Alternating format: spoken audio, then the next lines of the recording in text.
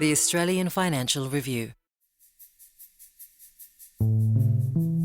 It's been almost a week since Anthony Albanese returned from China, and critics are still talking about how long he was there. They question whether he should be having an intimate lunch with Chinese leader Xi Jinping when he's yet to meet with US President Donald Trump. It's a delicate dance, and one of the biggest tests for the Albanese government in its second term will be how it manages its great power relations. But if Mr Albanese can remain aloof as far as possible from US-China tensions, then he'll be a global leader that will be envied all around the world, because very few others have managed to pull that off.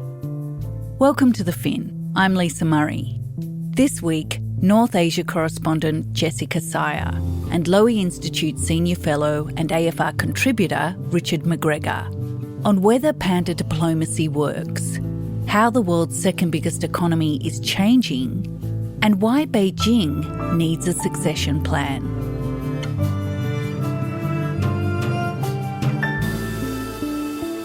It's Thursday, July 24.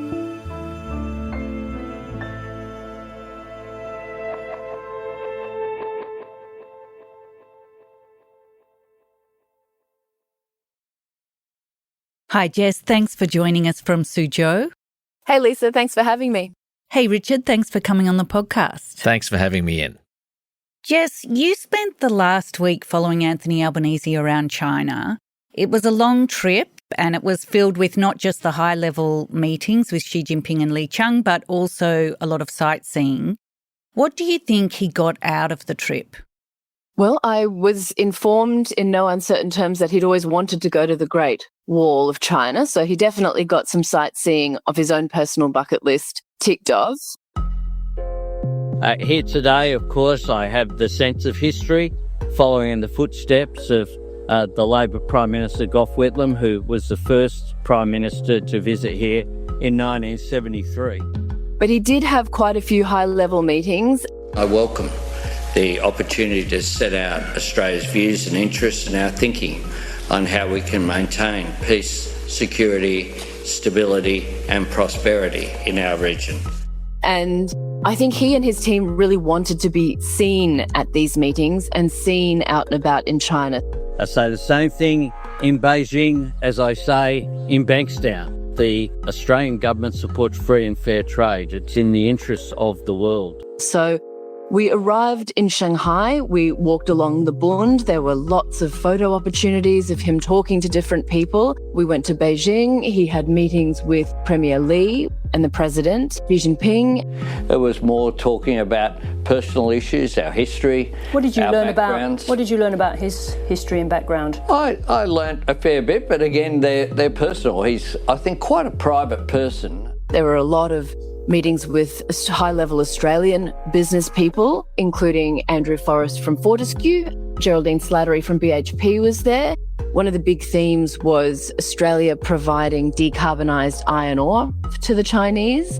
And the idea of combining on green metals, green steel production is something that is very significant to take the world forward, as well as being in our national economic interest. The delegation then went to Chengdu, a city famous for panda breeding. They are the unwitting ambassadors of their nation. Absolutely wonderful animals. And so there was a lot of photo opportunities of the Prime Minister and his partner Jody. This guy here is clearly feeling the friendship between Australia and China as well. There were no concrete announcements that you could sort of take home and be like, we've got this new part of the free trade agreement. But there were some memorandum of understandings, a promise to review the free trade agreement as it stands now. And there were a lot of conversations about the kinds of things that Australia can export to China in this new economy that the Chinese are building over here. And as always, security issues hung over the trip. I mean, the issue of Taiwan was looming, and Albanese raised the case of jailed Australian writer Yang Henjung. He's been sentenced to death here in China. But these issues were generally ring-fenced, and the main point of the trip was about diplomacy and shoring up the China-Australia relationship at a time where the whole world is quite uncertain. And what do you think, Jess? Was he there too long? Well, there was a lot of criticism about the length of the trip. Frankly, I have to say that some of this is starting to look a little bit indulgent. The Australia-United States alliance, that is what provides us with our security. But I think the Chinese themselves actually really appreciated the length of the trip. There is a lot of symbolism in China, and the idea that the Prime Minister took the time to go to various cities sort of off the beaten track of Shanghai and Beijing, that was received quite well here in China. And we were sort of talking in the press bus about the kinds of international diplomacy that happen at the moment. And world leaders often don't have a lot of time to get around and see each other's countries in the kind of ways that they might have done a few decades ago. And so I think 6 days, it was a long trip by today's standards, but whether or not it will engender some closer relationships with the Chinese over the long term, I tend to think that was kind of a strategic decision made on the part of Albanese and his team. Richard, you've covered a lot of visits by Australian politicians to China, both as a journalist and as an analyst. Was the week-long visit unusual, and what did Australia and China both get out of the trip? Well, undoubtedly, as Jess said, world leaders don't usually have time to spend 6 days in the country. I thought it was a bit odd. You could have done a very professional trip, and one which I think gave face and respect to China in just 2, 3, 4 days, not 6 days. I think in some respect it reflects Albanese's personal desire to do this trip and at this length and to invest in the relationship. After all, he's just had a stellar election victory, and he could go for 6 days. He couldn't have done this in his first term. As to what we get out of it, well, we'll see. It's not just about China. Our foreign policy relationships are also about the United States. He's yet to meet Trump, and I think the Americans will be watching very closely and wondering what an investment of 6 days in the China relationship was all about. What will the Chinese want out of it? Well, I think the Chinese are investing in Albanese personally. After the election, they understand that he could be in power for 3 to 6 years, a long time, beyond the second Trump term. That's the first thing.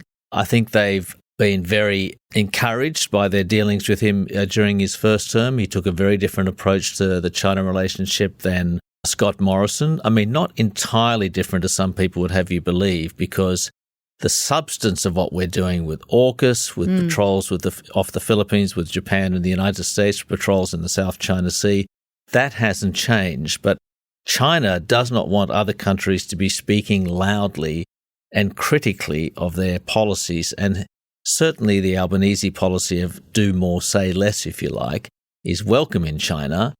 And yes, they would want that to continue. Jess, it was a friendly visit, but those security issues were in the background. And perhaps the elephant or the panda in the room was the port of Darwin. Albanese says it wasn't raised in meetings with the Chinese president or premier. Explain why the port's important and why it will keep coming up as an issue. Right. So the Port of Darwin was leased to a Chinese company called Lynch Group in 2015 for 99 years. And it was a massive deal approved by the Northern Territory government. There was immediate criticism of the deal, particularly from the Australian security agencies and allies like the United States, because the port is very close to a major Australian and US military base. At the time, Canberra said it had no legal grounds to block the sale. But over the years, relations with China deteriorated and the lease became sort of this symbol of national security vulnerability. And in 2021, the Department of Defence launched a review into the lease. And while it found there was no need to overturn the deal at the time, there was this bipartisan pressure in Australia that has since led the Albanese government to consider forcibly unwinding it. And that was definitely a cloud that was hanging over this trip. And Richard, if they did forcibly unwind the sale, what would China do? Well, there's two ways. If there was a commercial sale, I don't think China would have any legitimate grounds to retaliate. If the port was forced out of the Chinese state enterprise's hands, there would be some retaliation of some kind, and that's to make a point to Australia, but there's a much bigger game afoot in this respect. China either owns or operates or has substantial equity in more than 100 ports globally. It's been part of their globalization strategy is to invest in ports. And so if Australia was to force a Chinese interest out of a port in Australia, that could potentially have a knock-on effect in many other countries around the world, bring the security issues to the fore. And that's another reason why China has been so vocal about it. They don't want Australia to set a precedent. And by the way, we've done that in the past with Huawei. Huawei was the Chinese telecommunications company which was knocked out of the Australian NBN in 2012, and I think more significantly, out of building the next generation 5G mobile network in 2018. And both those decisions, particularly the last one, had big ramifications for the Australia-China relationship. One of the interesting things while we were in China was just sort of reading the local media referencing the port of Darwin. And the Chinese had really tried to frame this issue as Australia being an unreliable trade partner. Premier Li, in his address to the business leaders and the press, said Australia will treat Chinese companies fairly and also properly resolve issues in terms of market access and investment review.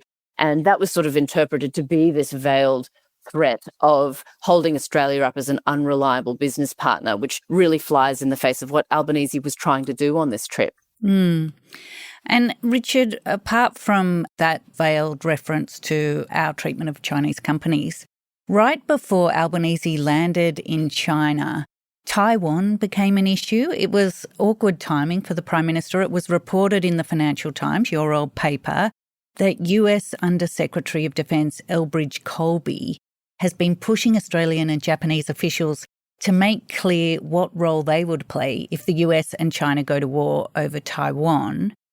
You're about to go to Taipei next month. Will Australia keep coming under pressure to clarify its role in any conflict? I would say absolutely yes. It just depends how it's phrased, as it were.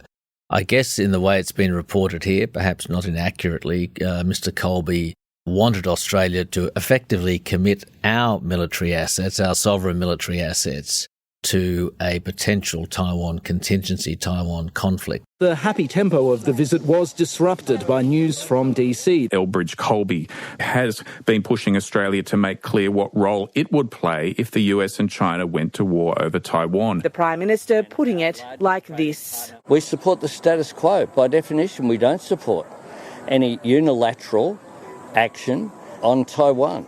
Now, whether he said it as directly as that or whether he said it in a more roundabout way, I don't know. But there's absolutely no doubt that this kind of discussion, this kind of pressure will continue. But I guess there's one qualification I would put on that. We're pretending or treating Colby as though he's speaking with the voice of the administration, whereas in fact his views on Taiwan are not necessarily Mr. Trump's views on Taiwan. Mr. Trump has never been a hawk in that respect. He doesn't care about Taiwan personally. He attacks Taiwan for stealing America's semiconductor industry and the like. So, yes, it's going to be a continuing issue. And I think, as your paper has reported from your correspondent in Washington, there's a bipartisanship amongst the hawks on China in Washington. I mean, Albanese really was dodging and weaving questions on Taiwan for most of the week. The press were pushing him on it. He maintained Australia's position as a supporter of the status quo that was interpreted here in China as support for China's One China policy.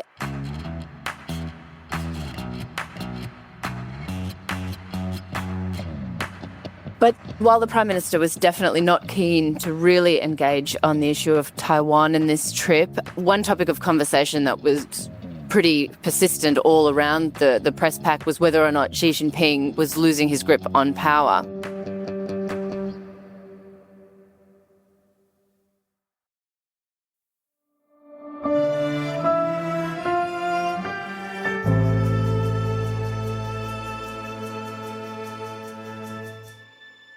Richard, we're talking about the Australia-China relationship. Anthony Albanese's visit to China last week came at a time when, as Jess says, the rumour mill has been in overdrive about Xi Jinping's grip on power and whether it is under any threat.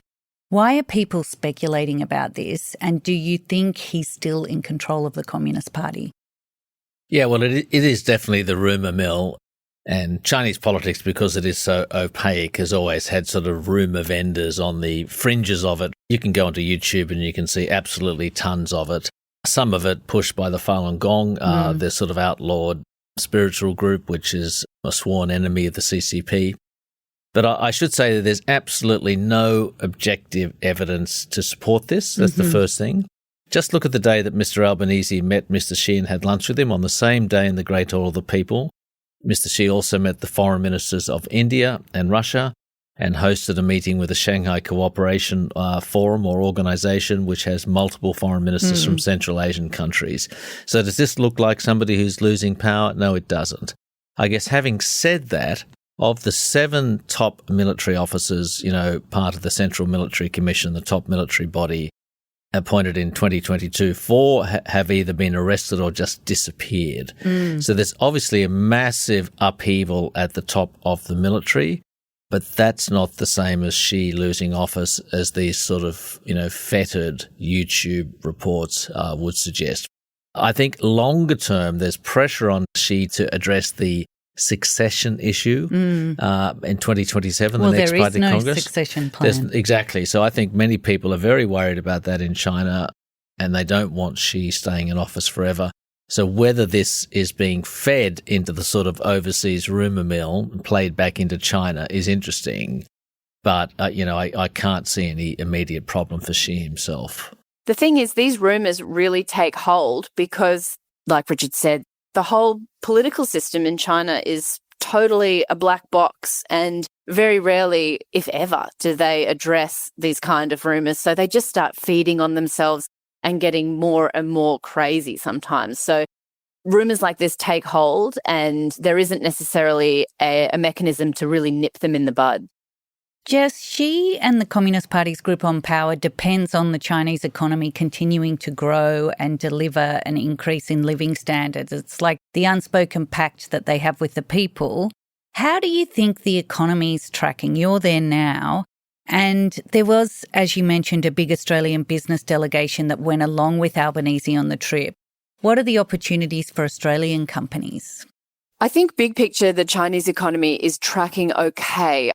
The Chinese economy has huge capacity to keep growing and producing stuff the world really does need for the next several decades. But looking more short term, they do have a serious consumption problem. I mean, property prices have fallen so much, and that affects the hip pocket of people so dramatically that everyone's just keeping their money in the bank. But when you zoom out and you look at what the Chinese will produce and how they're going to make money over the next several decades, I think the pillars are in place for continuous growth. And it's a very different economy than when Australia signed the free trade agreement with China just over 10 years ago. China's moving up the value chain, isn't it, which is changing the opportunities for Australian businesses? Absolutely. I mean, I thought that was one of the most interesting things on the business side of this Albanese trip was to have the heads of BHP and Rio Tinto and Fortescue come to China and basically negotiate and say, look, Australia makes the vast majority of its money selling iron ore to the Chinese, but the world is awash with iron ore right now. And China can basically say, look, we want to have a very high grade of iron ore. We really need it to be produced with renewable energy or green iron ore, and the Australian companies are trying to pivot to meet that demand. And the thing that didn't really come out of this trip was much of a vision of how else Australia will contribute into this new economy that's being built around the world. I mean, we talk about AI and we talk about technology, and okay, that's fair if Australia doesn't want to necessarily trade that kind of software. But that was kind of a missed opportunity a little bit on this trip to actually bed down some new trade routes into China for things that might be rare earths, other resources, but that wasn't really talked about very much. Yeah, I think one reason we're not engaging on AI and all those sorts of things is because we don't want to. And are we going to be left at the altar, as it were, if China races ahead of the United States? That's possible. On the one hand, we support globalization. We don't like decoupling. We don't like the world being bifurcated into two systems. On the other hand, that's sort of the direction we're going in with AI and the like. let's see where we end up. But the lack of engagement, I think, was a deliberate decision by the government. And Jess, just before we move on from the economy, you've just been in Yunnan province visiting an Australian-owned and run flower farm, and they've been under pressure to grow rice instead of tulips. What's happening there? So Lynch Group is an Australian-owned flower farm outside the city of Kunming. They've been operating for about a bit over 10 years, I think, there. And they've built this massive big flower farm where they export tulips and roses and all kinds of blooms across China and also export them to Australia. But because food security is such a pillar of the party's strategy, this idea of growing rice and needing as much space as possible in China, anywhere to be used to grow rice, that's what this company was sort of bumping up against. They received these letters from the local government being like, we know you grow flowers, but that's enough of that. We need you to grow rice instead. And so this company's had to work quite hard to reconvince the local government that there are other bits of land that can be rezoned for growing rice, and hopefully they can keep their flower business up and running. But it's kind of indicative of how seriously China takes its own food security. And that sort of ladders up into this big idea of China wanting to be entirely self-sufficient, or as self-sufficient as it possibly can be, whether that's on the resources side or on the agricultural side. And I think this flower farm definitely got stuck in the middle. Richard, how do you think Washington views the Australian government's approach to China, its move to stabilise relations and the contentious lengthy visit that Albanese just had? Yes, I think they'll watch it very closely and with a touch of alarm, in as much as there's a single, consistent, coherent policy coming out of Washington. And I think any trip like this has to be balanced with re-engagement with the United States. And that, of course, means re-engagement with Mr. Trump, because he's really the only sole decision maker there. Now, while there may not be a single voice in the administration on Taiwan, I certainly think there's a single voice in Washington on a demand that allies like Australia spend more on defence, which Mr. Albanese rejected the first entreaties on that.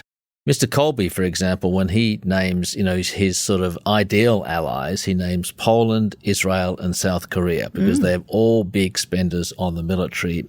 And so, yes, I think this is going to just increase pressure. I don't quite know how Washington will do that, whether they would withhold certain military supplies to Australia or technologies or new technologies and the like, whether they would do that through the forum of the review on AUKUS. That's quite possible, but I think this is going to be an ongoing source of tension with the United States, unless, of course, Mr. Albanese goes into the Oval Office and Trump changes his mind in front of the cameras and it's all okay. But I think that's the core issue, defence spending, much more at the forefront than Taiwan. So a final question for both of you. Can Albanese continue to strengthen ties with China and prioritise the relationship as he has been doing? Or is it increasingly likely that with the Trump circus, the China hawks around the White House and Xi Jinping's ambitions around Taiwan, that Albanese and the Albanese government will be forced to choose sides? I think Albanese will put off making a decision, or rather choosing sides, for as long as he can. But the margin for neutrality, if you like, is narrowing. I think ultimately security is probably more important for Australia. As much as I love following all of the business stories and watching all the economic trade flows and things like that, we are moving into a world where security relationships might really take priority over economic ones. The world is deglobalizing. But whether or not there's going to be a sharp break, I don't necessarily think that's on the cards. Well, certainly I think Mr. Albanese is stubbornly resisting making a choice. That is going to be harder and harder to pull off.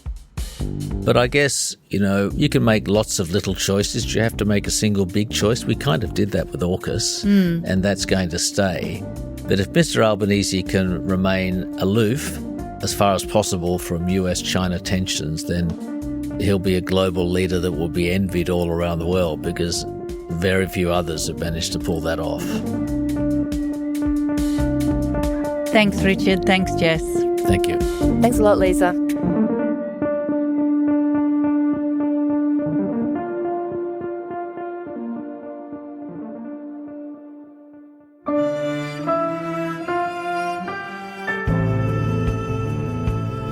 Thank you for listening to The Fin.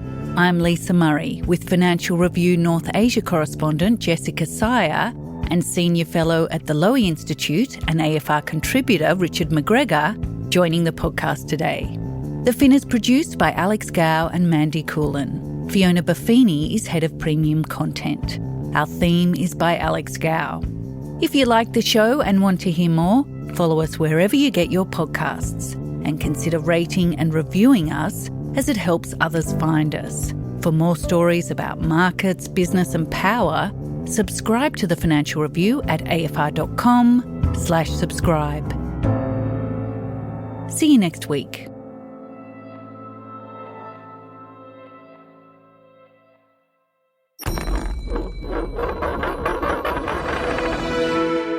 The Australian Financial Review.